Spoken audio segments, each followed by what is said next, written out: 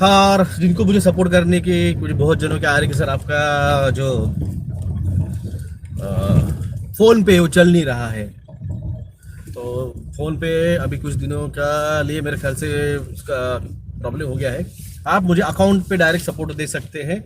मेरा bank account number है 303939111171।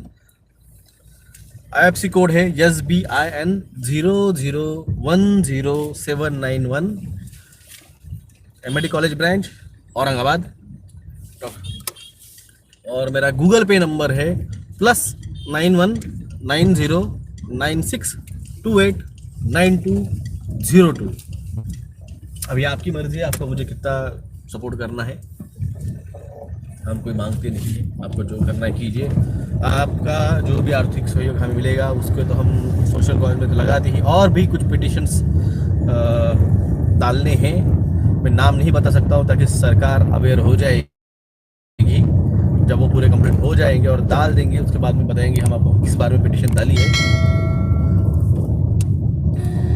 तो आपका सपोर्ट अगर मिलेगा तो एक पिटिशन हम डालने वाले हैं। प्रिपेयर हो चुके, कल ही हाई कोर्ट के एडवोकेट्स जो है मेरे दोनों तीनों, उनसे कल मुलाकात हुई, थोड़ी सी चर्चा हुई। कल गुरुवार था तो उनको फास्ट था, तो इसलिए उनको जल्दी जाना पड़ा।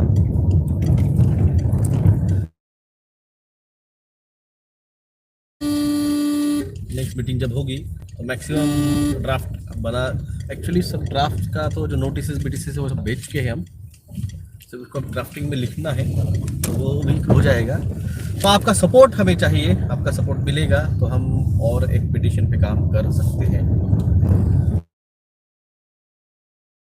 ट्रस्ट जो है आपको बताया था, डॉक्टर जगदळे फाउंडेशन, कुछ टेक्निकल प्रॉब्लम की वजह से वो 8 महीने नहीं हो पाया। उसका रजिस्ट्रेशन अब आ चुका है AF 26,682 26682। गड्ढे देखे, हाँ बैंक कर डोनेट।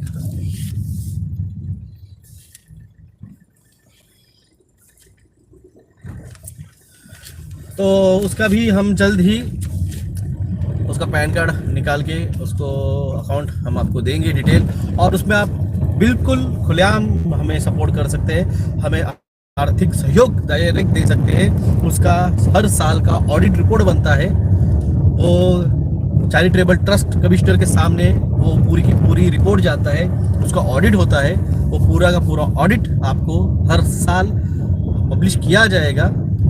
इवन आप हमारे drjagdale.com जो वेबसाइट है उस पर भी हम उसका रिपोर्ट ईयरली जब तक है, देखो हम क्यों मांग, लोग बोलते हैं कि डॉक्टर जगदळे पैसे मांग रहा है, किस लिए मांग रहा है, पैसा खत्म हो जाएगा भाई साहब। जब तक हमारे पास पैसा भी चाहे, उसमें से जो गरीब है, अगर कोई अपंग है, उसको अगर ट्राइसिकल दे दी खरीद के, भले बाद में पैसा नहीं रहेगा मगर वो कम से कम उस ट्राइसिकल से उसकी बेसिक नीड तो कंप्लीट कर पाएगा।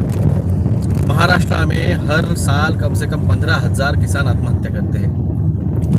पैसा नहीं देना दीजिए उनको, इम्पोर्टेंट है पैसा दीजिए, मगर डेली ब्रेड एंड बटर के लिए अगर उनको हम उनके जो भी है उनको कोई इनकम का सोर्स अगर दे सके, अगर उनको कोई एक आधी सिलाई मशीन हो या फिर सेवाई की मशीन हो या पापड़ मेकर मशीन हो या कुछ भी हम अगर उसको देते हैं और उसका अगर वहाँ से पर डे का अगर उसको इनकम मंथली अगर एक फिक्स इनकम उसको आता है तो अपने फैमिली को चला सकते। तो इस तरह से अगर कोई उपक्रम हम जब तक पैसा है तब तक उसका यूटिलाइज करके इनको अगर वो चीज़ें ला के खरीद के दे देंगे, बाद में नहीं रहा तो भी उनका जो भी है बेसिक फैमिली लाइफ चलता रहेगा। ये इम्पोर्टेंट हम सोच के ये चैरिटेबल फाउंडेशन स्टार्ट किया है। बाद में अपने पिटिशंस वगैरह चलते रहते हैं, कई सारे अनाथ बच्चे हैं, सब तक तो हम चाहिए। अब इतने लोगों को इन्होंने पनीर टिक्की ठुकवाए, कितने लोग उस पनीर टिक्की के लेने की वजह से माँ बाप दोनों मर गए। ऐसे महाराष्ट्र में कम से कम 4,500 फैमिलीज है जिनके दोनों माँ बाप मर गए हैं सेकेंड लहर में। सेकेंड लहर में मतलब आपको समझ गया होगा, पनीर टिक्की के साइड इफेक्ट के बाद में। तो उसकी जिम्मेदारी ये सरकार नहीं ले रही है। सरकार बदल गई, अब समझो सरकार बदल गई। ठाकरे सरकार चली गई, शिंदे सरकार आ गई। फडणवीस कंट्रोल बाय शिंदे सरकार वो आ गई है। तो सरकार बदल गई, क्या क्या गया? हाँ, टोपे साहब ने उनका जो कमाना था वो कमा लिया। हाँ, अभी नया जो बनेगा जो अपने हेल्थ मिनिस्टर वो कमाएगा। हाँ, भाई रॉकचाइल्ड और रॉकफेलर दे रहा है ना पैसा, बिल गेट्स पैसा दे रहा है ना, तो कमाओ ना भाई, क्यों नहीं कमाने का? तो राजकारण क्यों कर रहे हैं? हाँ, कमाने के लिए तो आए राजकारण में।